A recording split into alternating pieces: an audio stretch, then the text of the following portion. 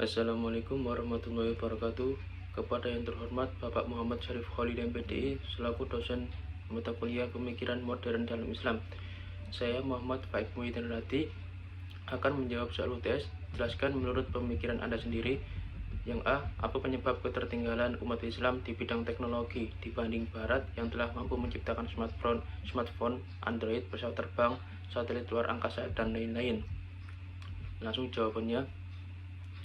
Jadi penyebab ketertinggalan umat Islam di bidang teknologi karena prasangka buruk terhadap perkembangan teknologi yang menjadi iptek sulit berkembang di tengah peradaban Islam saat ini. Yang pertama, menggeluti dunia teknologi kerap kali disalahpahami sebagai tindakan menghamba dan mengekor kepada dunia Barat, padahal hikmah atau ilmu pada hakikatnya adalah milik umat Islam. Dan di mana saja ilmu itu ditemukan, maka ia boleh mengambilnya. Misalnya, ketika Salman Al-Farisi menciptakan strategi perang Khandaq. Perang Khandaq adalah strategi perang Persia berupa penggalian parit mengelilingi kota yang diambil oleh Rasulullah SAW dalam perang Azab terangnya. Yang kedua, dianggap mendekati bid'ah. Mengikuti perkembangan iptek tak jarang dikonotasikan sebagai sesuatu yang mendekati bid'ah. Padahal dalam sebuah hadis riwayat Muslim diterangkan, ketika Rasulullah menyarankan kepada sekelompok kaum Madinah yang sedang mengawinkan pucuk kurma dan ternyata berakibat gagal panen, Rasulullah kemudian bersabda, kalian lebih tahu tentang urusan dunia kalian. Artinya apa? Itu sebuah pesan yang perlu dikembangkan. Ini berarti bukan bid'ah juga namanya. Kemudian yang ketiga, umat Islam yang bergelut dengan iptek dianggap berlebihan mengejar dunia, menengarai perkembangan teknologi sebagai bentuk cinta dunia. Justru berbanding terbalik dengan pesan pada sebuah hadis riwayat Tirmizi. Hadis tersebut menyebutkan sebagian dari bukti kebaikan keislaman seseorang adalah meninggalkan hal yang tidak bermanfaat baginya. Sementara teknologi bukan sesuatu yang tidak bermanfaat bagi kita. Sekarang orang mengukur arah mudah sekali dengan smartphone. Tidak perlu susah-susah. Sebagian dari ibadah kita sangat terbantu dengan adanya teknologi. Awalnya Muslim banyak mendapatkan penemuan baru terkait dengan kemajuan ilmu pengetahuan dan teknologi atau iptek. Mereka sangat giat untuk melakukan hal tersebut.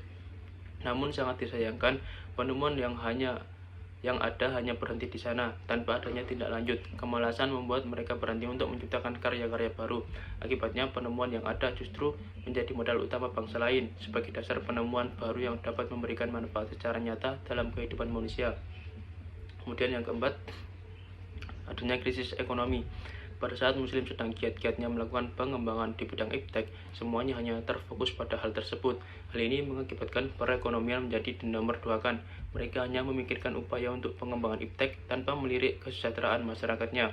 Akibatnya, muncul permasalahan baru di bidang ekonomi, yaitu terjadinya krisis yang cukup mengkhawatirkan.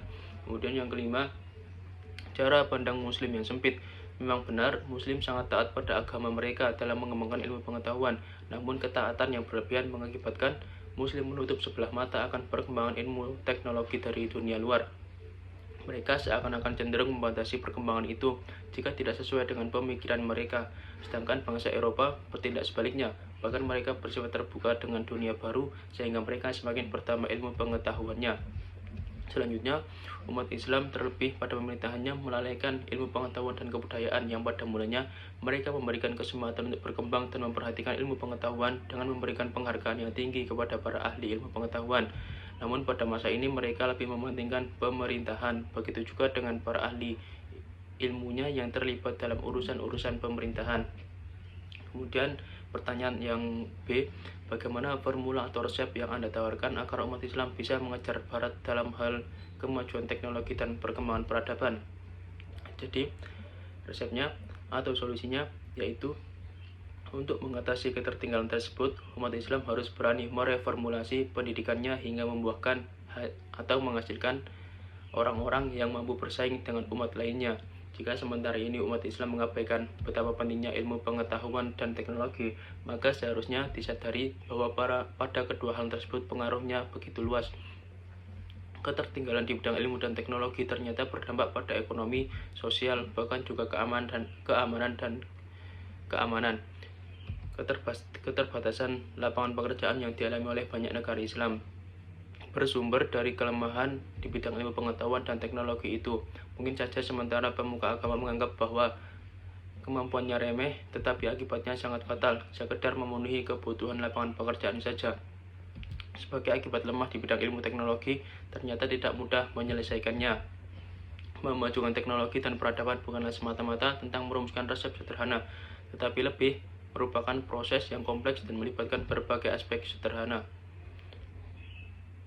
Namun, beberapa prinsip dan strategi umum dapat membantu umat Islam atau masyarakat manapun dalam mengejar kemajuan teknologi dan peradaban. Berikut adalah poin-poin yang bisa menjadi pijakan untuk memperkembangkan teknologi dalam Islam.